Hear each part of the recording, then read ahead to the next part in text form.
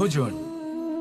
এবার ভোজন সংগ্রহ করার জন্য মানুষ কি না করেন, সব সময় চেষ্টা করতে থাকেন, ফসল উৎপাদনের জন্য অনেক পরিশ্রম করতে থাকেন, কিন্তু অনেক সময় অনেক পরিশ্রম করার পরেও ফসল ভালো উৎপাদন হয় না। এর কারণ কি?